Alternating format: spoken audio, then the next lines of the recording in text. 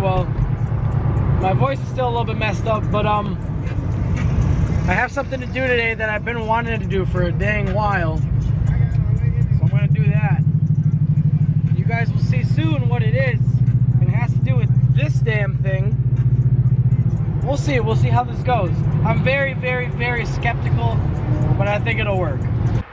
All right, what's going on, guys? In advance, I want to apologize for my voice because you already know I've been saying it in the last couple videos. I don't want to say it again, but this video is going to be more of like a science experiment. So basically, there's this product called Engine Restore, which claims to restore compression, restore horsepower, restore engine life. I don't know what restore engine life means, because I don't like, if your engine's dead, dude, this is like a Frankenstein product, I don't know. And reduce oil consumption. Now see, this one right here is what got, that one got me. I was like, reduce oil consumption, you know what? For $8, let's give it a shot. Why not? So I have all the things laid out here that I'm gonna do today, and this isn't the only thing, but this is the main point of this video. Because I don't believe it. I don't believe any of these gimmick things. I don't believe any of those like head gasket restores. Like I've used the head gasket things and like it'll last for like, it lasted on this thing for maybe a couple days, 2-3 days. Show you guys what I got. I'm gonna do an oil change, so I have switched to the fancy Walmart oil, full synthetic. Apparently it's harder to burn. I got the engine restorer and lubricant. Say put it in with every oil change, 6-cylinder formula. You know, this is a 4-cylinder, but I think we're gonna put the amount of the 6-cylinder in there. I also have this, because I'm going to compression test before and after. I'm not gonna do all 4. I'm just gonna do the cylinder that has the shittiest compression, which is the cylinder number 4. Which is literally right under all this stuff. 2 new exhaust gaskets, a flap disc, because I'm actually gonna fix that for good now. By the way, never buy a flap disc at AutoZone. This is the most expensive flap disc I've ever bought. They're usually like $7, $8. I think it was $13 or $14 for this thing. This thing better last a year. Ridiculous. And then I also have some just red RTV to help, you know, put these on easier. That's what we're gonna get to doing. I'll walk you guys through step by step and see if this experiment does anything. So now that the car is in the air, first thing I'm doing before anything, letting the car cool down a little bit, I'm gonna do the exhaust. So I'm gonna take the exhaust off in one full piece, not separating any bolts, just the hangers and the header bolts, that's it. So I can fix the header on this side and hopefully silence my exhaust leak forever. Who knows, maybe this sore throat and all this stuff is due to me constantly breathing in oil and gas from this freaking exhaust leak, so we need to get this figured out.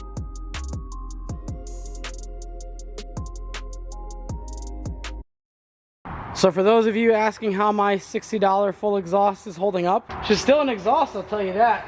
A little bit rusty, but you know, this is an exhaust if I ever seen one. This is definitely an exhaust. 100% this thing is an exhaust. The straightest pipe you'll ever see. I'm gonna flap disc the hell out of this. Make it nice and flat. You can see right here, it kind of tapers off, and that's where it leaks. So this is where it's gonna get flap disked. Probably gonna do this one too. Just actually, yeah, this one's pretty fucked up too. So I'm gonna do both sides and try to get a good seal out of that.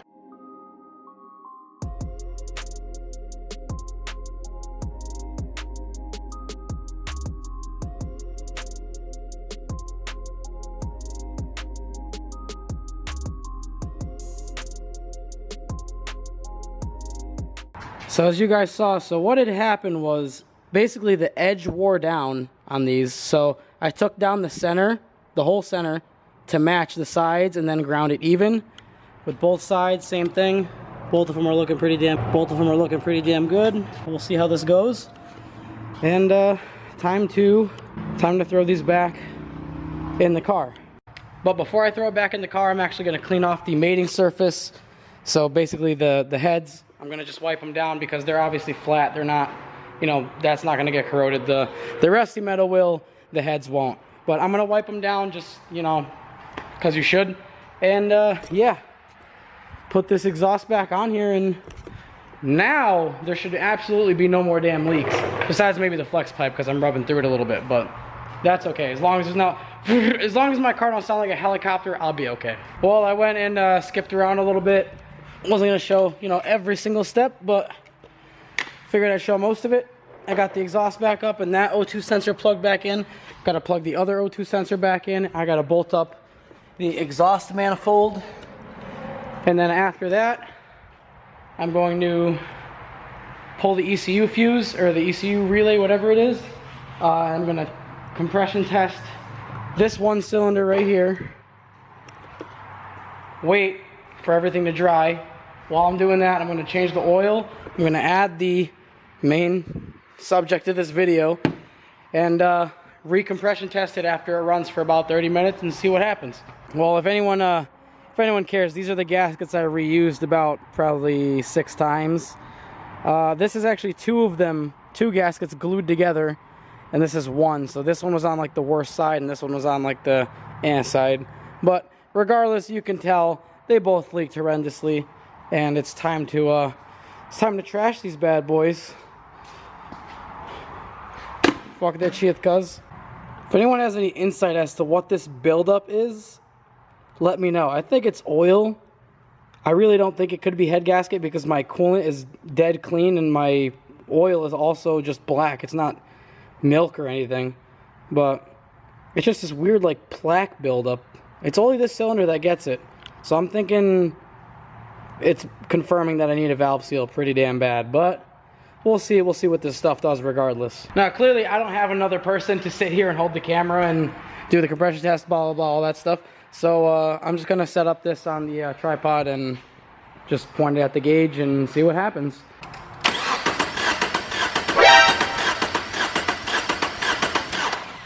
So I think around 120 is normal for these things. So this thing has like no compression, which is, you know, it's worse than I thought, but I mean, it still drives, you know, whatever.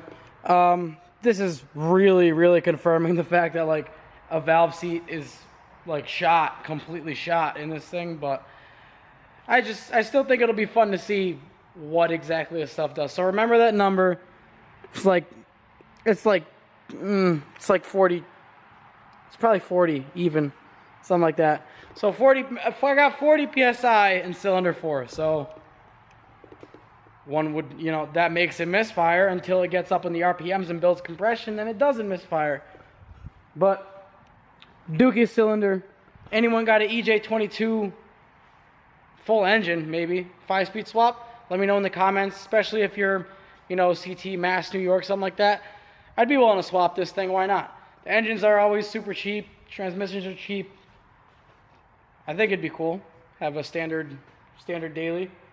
I will boost it on the channel. That'll give you something to think about because I think that'd be some cool content, and you know, just something to think about because I think that'd be some cool content in NAT Subi. And plus, these things love boost. Anyone who knows Subis, EJ22s love boost. Just not this one. This one's old, you know. All right. Moment of truth. Let's just go ahead and put that whole damn thing in there. 6-cylinder formula for the 4-cylinder. I think this 4-cylinder needs some 6-cylinder help. Yep.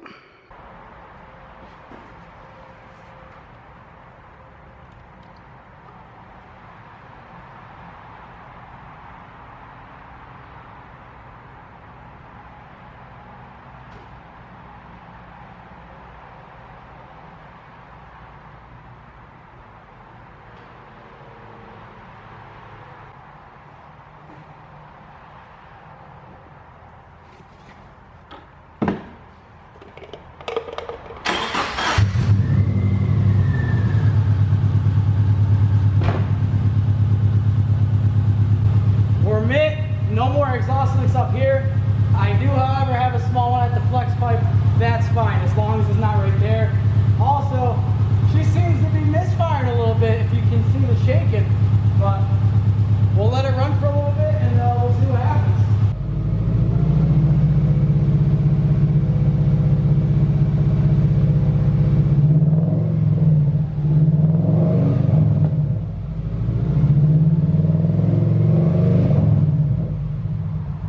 It's so nice only being, I mean, I wish I didn't have any exhaust leaks, but I actually fixed the front. It's not like crazy anymore. Now it's literally only it's just the flex pipe, which is beautiful to me.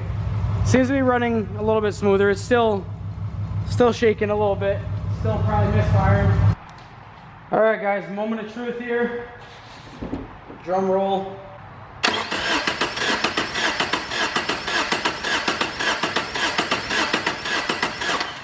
I think that's exactly the same as it was. Yeah, it's about at 40.